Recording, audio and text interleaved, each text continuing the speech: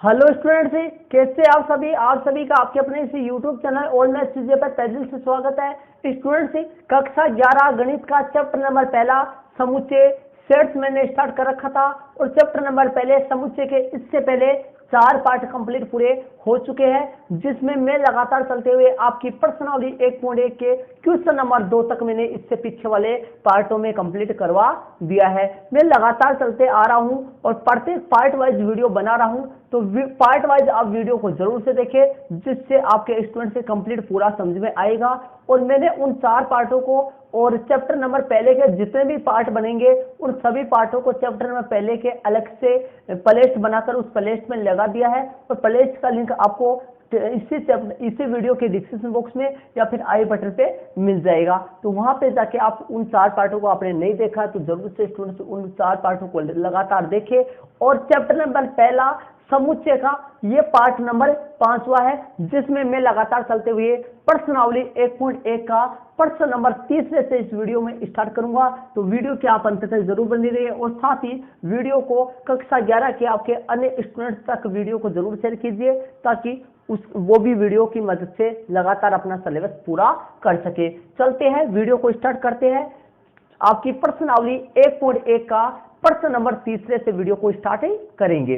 तो चलते हैं, क्वेश्चन नंबर 30 आपके सामने मोबाइल के स्क्रीन पे आ चुका है। पहले क्वेश्चन को समझते हैं, ध्यान से देखिए। निम्नलिखित समुच्चय को रोस्ट रूप में लिखिए। स्टूडेंट्स, मैंने बता दिया आपको समुच्चय के बारे में। इस प्रश्नावली में सिर्फ ये 2 रूप चलते हैं। रोस्ट समुच्चय को अपन 2 रूपों में लिखते हैं, रोस्ट रूप और समुच्चय निर्माण रूप। तो अपने को प्रश्न में कभी रोस्ट रूप देकर समुच्चय निर्माण रूप में लिखवाता है और समुच्चय निर्माण रूप में देकर रोस्ट रूप में लिखवाता है। बहुत सारे एग्जाम्पल भी अपन करे थे। तो कह रहा है निम्नलिखित समुच्चयों को रोस्ट रूप में व्यक्त कीजिए। स्टूडेंट्स, अपने को समुच्चय निर्माण रूप दे रखा है और रोस्ट रूप में चेंज करवा रहा है, तो अपने को रोस्ट रूप में लिखना है। किसमें लिखना है? रोस्ट रूप में। तो रोमन में प्रश्न नंबर 30 में रोमन में स्टूडेंट्स 6 सवाल है, जिनमें से रोमन में पहला सवाल आपके सामने है। देखिए क्या कह रहा है। a बराबर x, जहां x एक पूर्णांक है और x जो है x का मान है -3 से तो बड़ा है और 7 से क्या है? छोटा है। ऐसे रोस्ट रूप में ऐसे संख्या लेनी है, मतलब रोस्ट रूप ऐसे संख्याओं का बनाना है, अर्थात इस समुच्चय का अवयव जो है, इस समुच्चय के जो सदस्य है वो कैसे होने वाले हैं? एक पूर्णांक होगा और जो पूर्णांक है वो -3 से तो क्या है? बड़ा है और 7 से क्या होना चाहिए? छोटा होना चाहिए। तो इसको अपने को रोस्ट रूप में लिखना है। किस रूप में लिखना है? रोस्ट रूप में लिख देना है। यहां पर लिख देता हूं मैं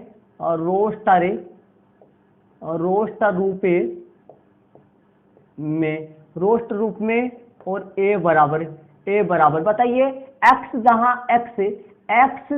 x एक पूर्णांक है और -3 से बड़ा है x और 7 से छोटा है। तो बताइए पूर्णांक कौन होता है? पूर्णांक संख्या मैंने पहले वीडियो में बताया बेसिक वाले में, पूर्णांक माइनस, प्लस और 0 इन सबको मिला के पूर्णांक अपन बोलते हैं।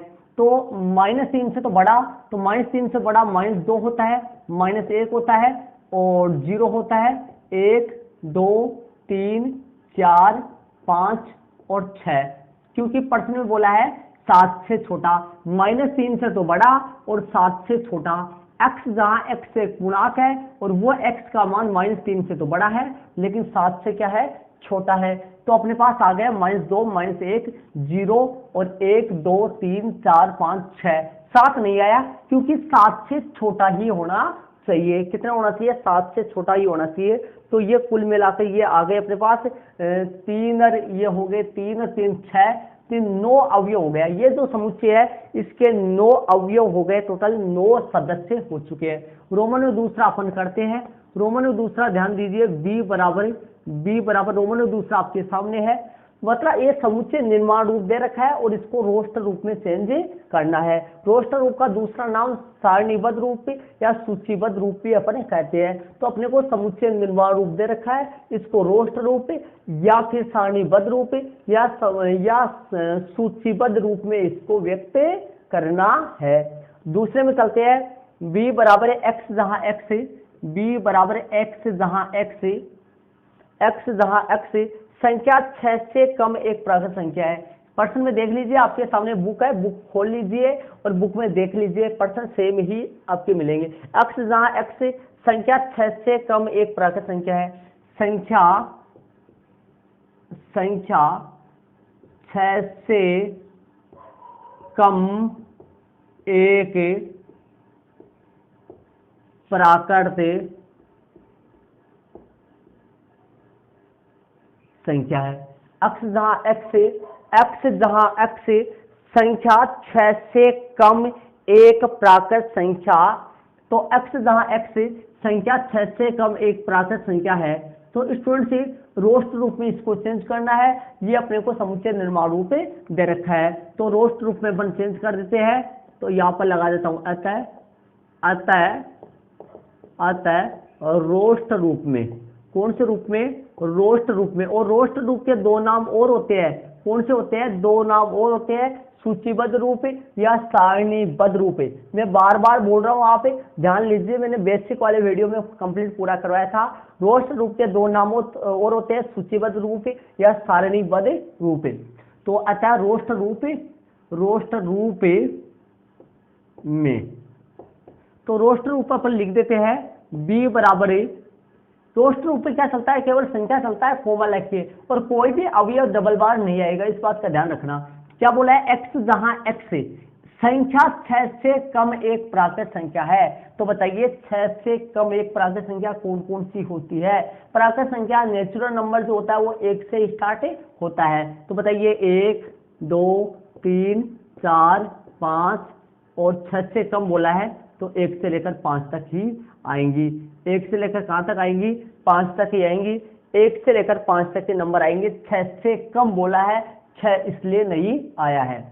तो रोमन में तीसरा अपन करते हैं, और 1 से स्टार्ट इसलिए हुआ स्टूडेंट्स, क्योंकि प्राकृत संख्या जो होती है वो 1 से स्टार्ट ही होती है।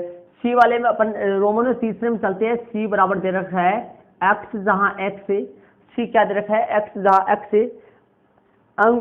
x जहां x 2 अंकों की ऐसी प्राकृत संख्या। x जहां x क्या लिखा है? 2 अंकों की ऐसी प्राकृत संख्या, 2 अंकों की ऐसी प्राकृत संख्या, 2 अंकों की ऐसी प्राकृत संख्या, 2 अंकों की ऐसी प्राकृत, 2 अंकों की ऐसी प्राकृत संख्या जिसके अंकों का योगफल 8 है।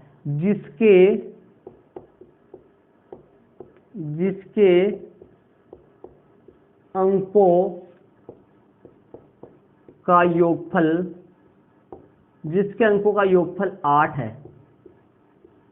ये लो स्टूडेंट, रोमन में तीसरा है x जहां x 2 अंकों की, x जहां x 2 अंकों की ऐसी प्राकृत संख्या है, ऐसी प्राकृत संख्या है जिसके अंकों का योगफल 8 है। अब 2 अंकों की ऐसी प्राकृत संख्या अपने को लिख लेनी है अवयव में, जिनके अंकों का योग 8 है। तो लिख देनी है अपने को अतः रोस्ट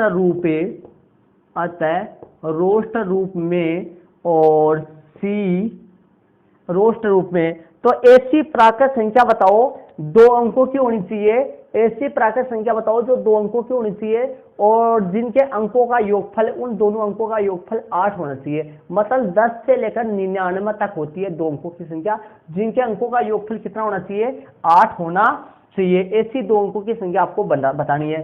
तो देखिए, एक 10 से लेकर, फिर पहले तो 17 आएगी, 17 का विपरीत कर दो 71 आएगा। ये 17 और 71 दोनों 2 अंकों की संख्या है, इनके अंकों का योगफल 8 ही है। और 17 बाद में 26 हो जाएगा, 26 का उल्टा 62 हो जाएगा। ये भी 2 अंकों की संख्या है, इनके अंकों का योगफल भी 8 ही आ रहा है।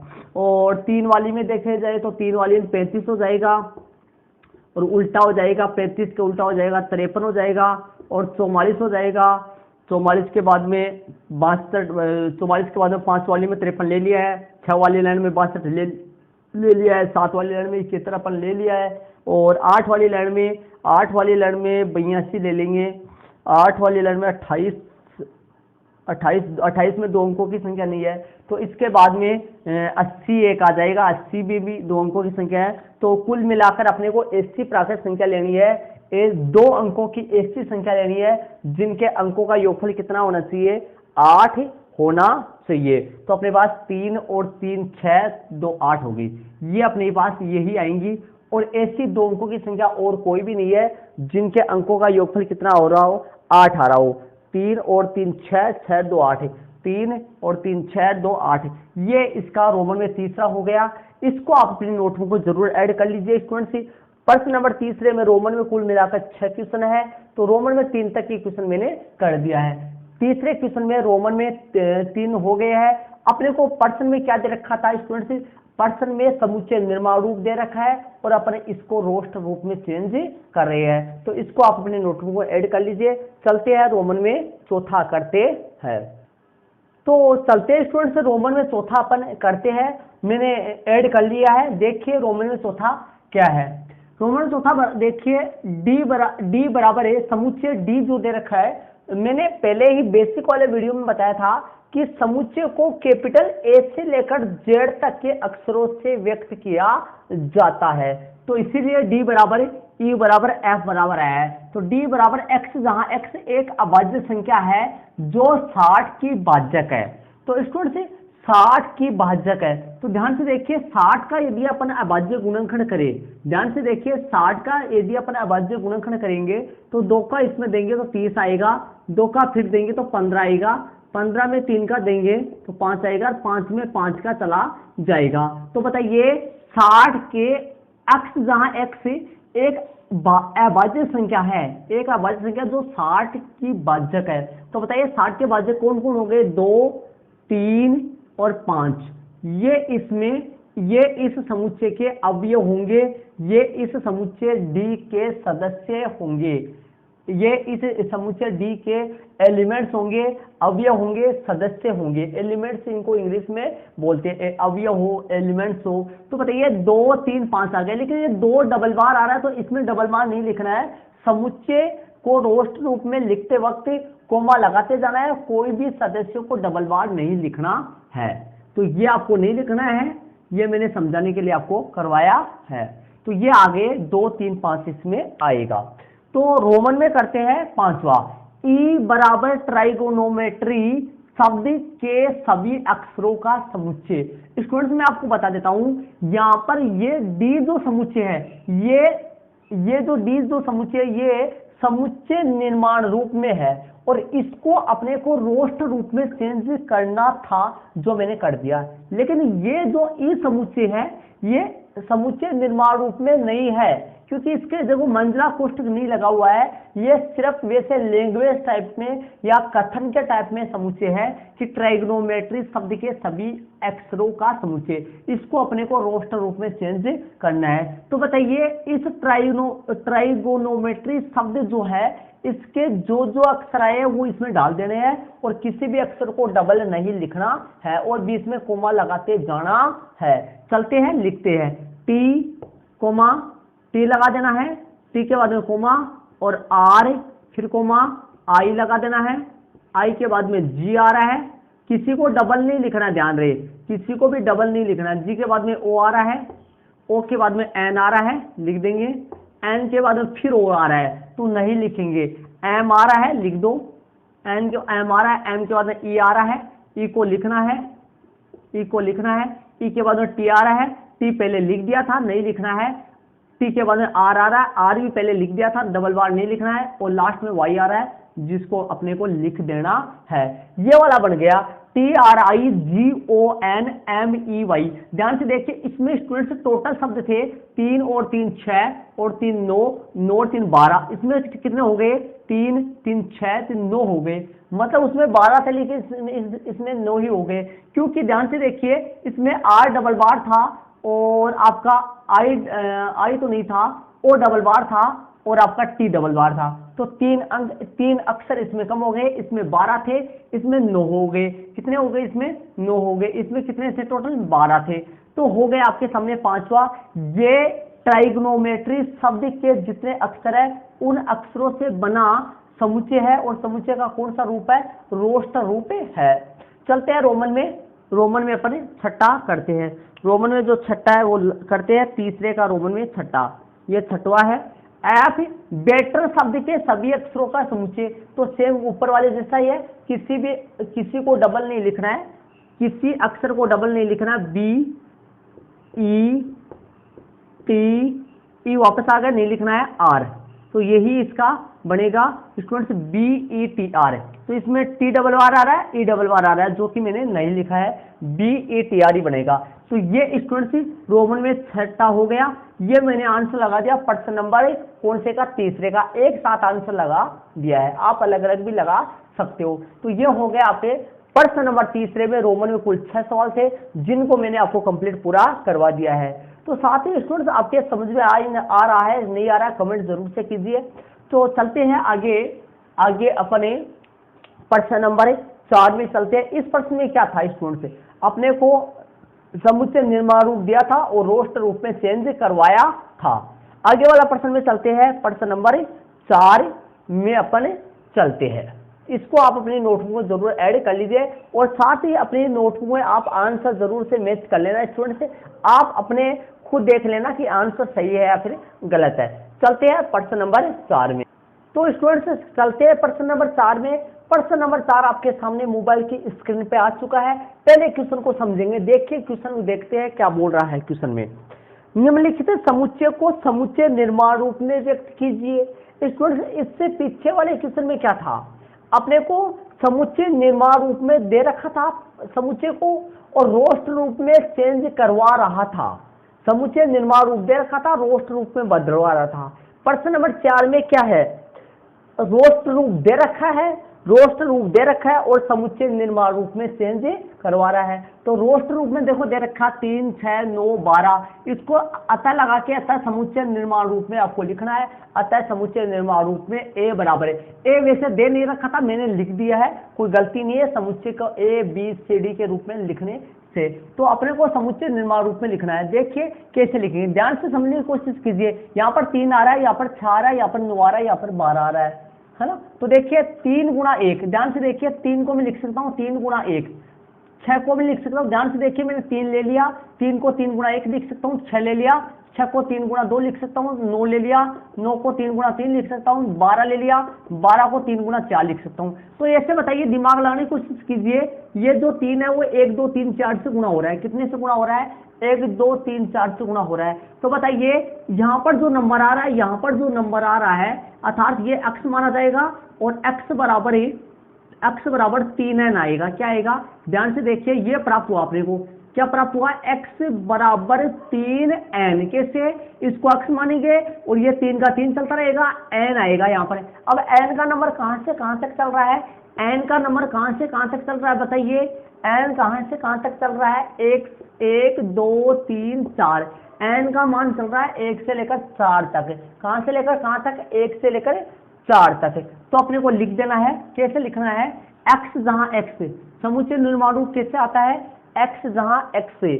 अब x बराबर क्या लिखेंगे, x बराबर 3n, x बराबर क्या है लिखेंगे 3n, और n यहाँ पर नेचुरल नंबर है, n यहाँ पर क्या है, प्राकृत संख्या है, n यहाँ पर नेचुरल नंबर है, और n का मान कहाँ से कहाँ तक है, n का मान प्राकृत संख्या है, और n का मान 1 से लेकर कहाँ तक है, 4 तक है, 1 से लेकर 4 तक है n का मान।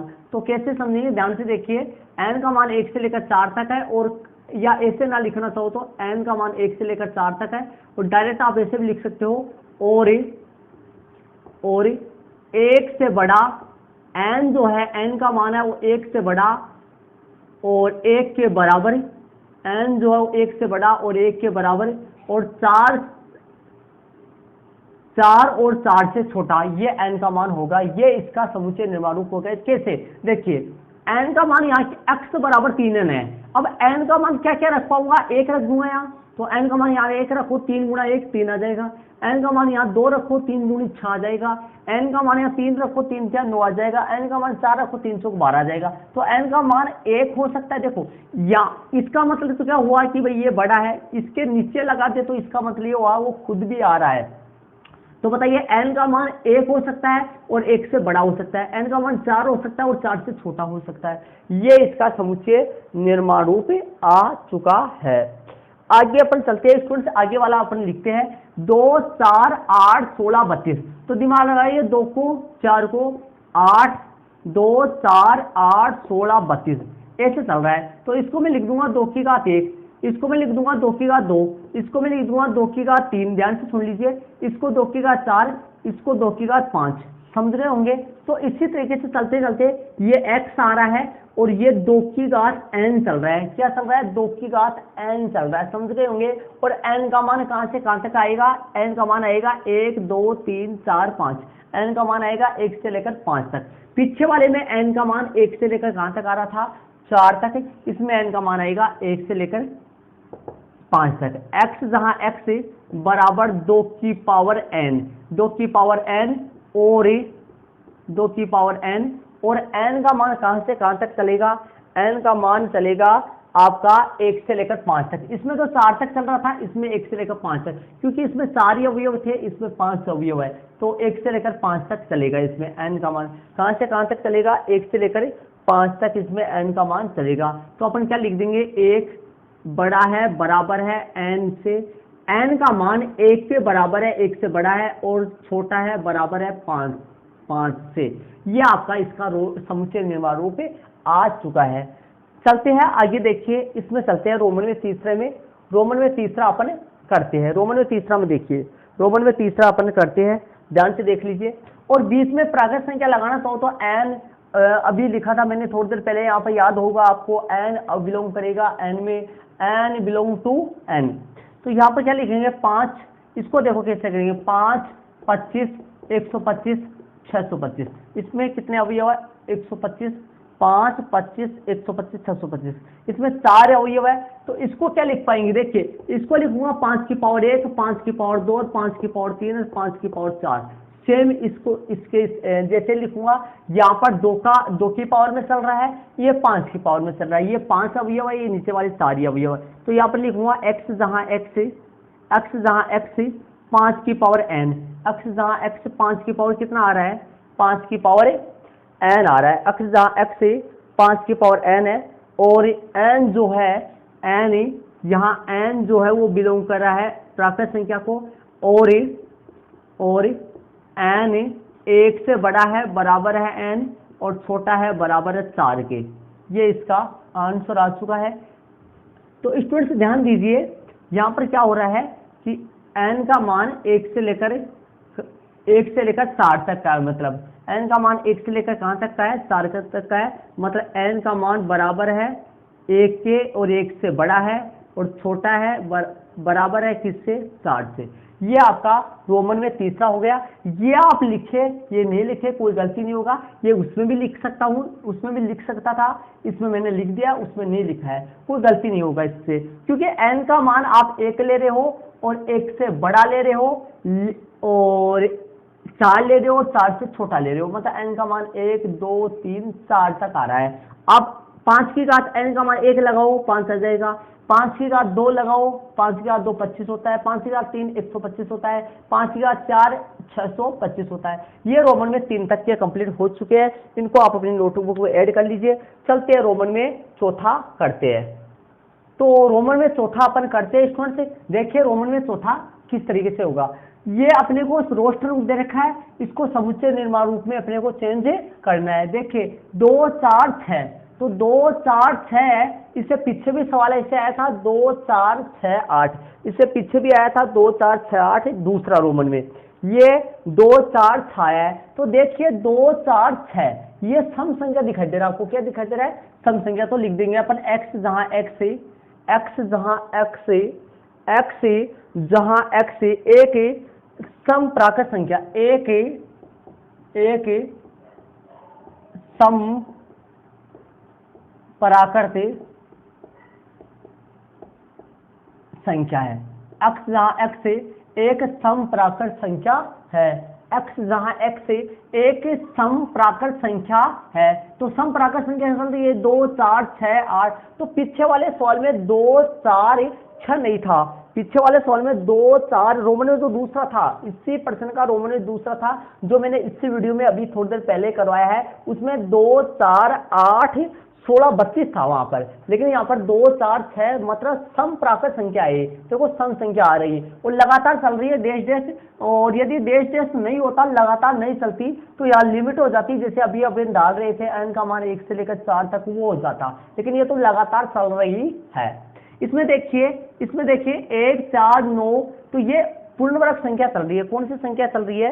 पूर्ण वर्ग संख्या चल रही है। तो देखिए 1 का वर्ग है, ये 2 का वर्ग है, ये 3 का वर्ग है, ऐसे चल रहा है। तो इसको लिखेंगे x, जहां x बराबर n, x जहां x बराबर n का स्क्वायर, n का स्क्वायर। अब n की जगह 1 लगाऊं मैं तो 1 का स्क्वायर 1 आएगा, 2 लगाऊं मैं 2 का स्क्वायर 4 आएगा, जो कि आ रहा है। 3 लगाऊं मैं n की जगह n 3 का स्क्वायर 9 आएगा, 4 लगाऊं 4 का स्क्वायर 16 आएगा, 5 लगाऊं 5 का स्क्वायर 25 आएगा, 6 लगाऊं 6 का स्क्वायर 36 आएगा, 7 लगाऊं 7 का स्क्वायर 49 आएगा। बीच में संख्या आती है लेकिन नहीं दिया है। 8 9 10 10 तक आएगा। तो यहाँ पर यहाँ और कोमा लगा के n बिलोंग करेगा किसको? n जो है n बिलोंग टू n जो है वो प्राकृत संख्या आएगा। और कहां से कहां तक आएगा n का मान? n का मान आएगा 1 से लेकर कहां तक? 10 तक आएगा। n का मान आएगा, n का मान 1 होगा, 1 से बड़ा होगा, बराबर होगा, और 10 से आएगा, और 10 से बराबर होगा, और 10 से छोटा होगा। ये आपके सामने स्टूडेंट्स आ चुका है। n का मान 1 होगा और 1 से बड़ा होगा, 10 होगा, 10 से छोटा होगा। तो ये आपके सामने स्टूडेंट्स प्रश्न नंबर जो है चौथा आपका कंप्लीट हो गया है। चौथे में रोमन में स्टूडेंट से 5 सवाल थे जिनको मैंने आपको कंप्लीट करवा दिया। इसको मैं समझा देता हूं, फिर से देखिए एक बार। x जहां x बराबर n square, n belong to n, मतलब n एक प्राकृत संख्या है। यहाँ पर 1 लगाऊंगा, 2 लगाऊंगा, 3 लगाऊंगा। क्यों लगा रहा हूं ऐसा? 1 का स्क्वायर 1 आएगा, 2 का स्क्वायर 2 लगाने से 2 का स्क्वायर 4 आएगा, 3 लगाने से 3 का स्क्वायर 9 आएगा। इस तरीके से लगा के अपने 10 तक लगाएंगे, 10 का स्क्वायर 100 हो जाएगा। बीच वाली संख्या आएगी, देखो 1 4 9 16 25 36 49 64 वो आएंगी बीच में, लेकिन इसने लिखी नहीं है, लास्ट वाली संख्या लिख दी है। n बिलोंग करेगा n में, n बिलोंग टू n, मतलब n अवयव है प्राकृत संख्या का। हिंदी में इसको बोलते हैं, इंग्लिश में बोलते हैं n belong to n। n का मान 1 होगा, 1 से बड़ा होगा। n का मान 1 होगा, 1 से बड़ा होगा, और n का मान 10 होगा और 10 से छोटा होगा। ये रोमन में कुल 5 सवाल हो गया है। तो स्टूडेंट से मैंने आपको इस वीडियो में प्रश्नावली 1.1 के प्रश्न नंबर तीसरा और चौथा कंप्लीट पूरा करवाया है। तो ये वाला वीडियो आपको कैसा लगा कमेंट जरूर से कीजिए, और साथ ही प्रत्येक पार्ट वाइज आप देखते चलिए, प्रत्येक क्वेश्चन आपको मिल जाएंगे। ओके स्टूडेंट्स, और यदि आपको वीडियो कैसा लगा कमेंट जरूर से कीजिए। जहां पे भी आपके समझ में नहीं आया है तो वहां पे कमेंट जरूर से कीजिए मेरे को। तो प्रश्न नंबर 4 तक के अपने कंप्लीट पूरे कर लिए, इससे आगे वाले क्वेश्चन आगे वाले पार्ट में आपको मिल जाएंगे। तो ओके स्टूडेंट्स, थैंक्स, जय हिंद।